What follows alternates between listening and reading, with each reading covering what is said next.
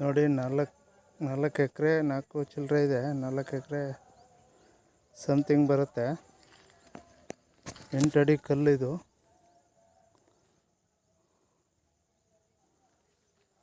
ನಾಟೆಡ್ fence.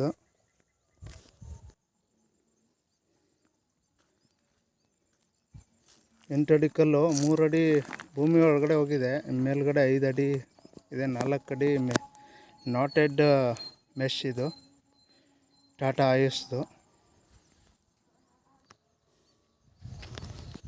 ಎಲ್ಲ 10 year warranty ಇದೆ ಇದು ನಿಮಗೆ. ಟಾಟಾ ಆಯುಷ್.